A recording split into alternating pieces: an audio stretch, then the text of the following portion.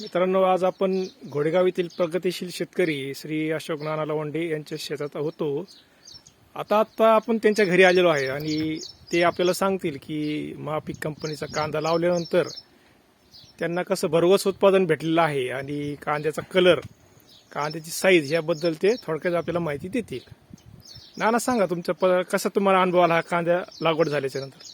मी महापिकाचं बी घेतलं होतं आणि ते लागवड केल्यानंतर साधारण 3.5 महिन्यांनी काढायला आलं.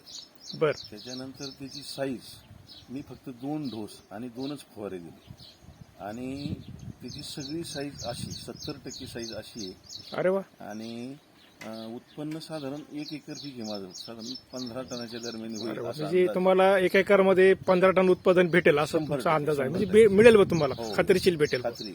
आणि तुमचं म्हणणं आहे की बा तुम्ही फक्त 2 फवारण्या घेतलेल्या? 2 फवारण्या आणि 2च डोस. 2 डोस दिलेले. म्हणजे तुम्हाला कमी खर्चामध्ये एवढं उत्पादन भेटेल. म्हणजे तुम्ही महापीक कंपनीचा कांदा घेतल्यामुळे समाधानी आहात बस? नक्कीच. बरोबर, ठीक आहे. धन्यवाद नाना, तुम्ही माहिती दिल्याबद्दल.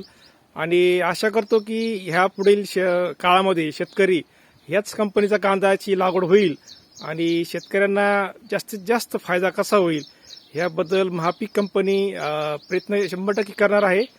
आणि उत्पादन जास्तीत जास्त मिळण्यासाठी शेतकऱ्यांनी महापीक कंपनीचाच कांदा खरेदी करावा. धन्यवाद नाना, आपण माहिती दिल्याबद्दल. धन्यवाद.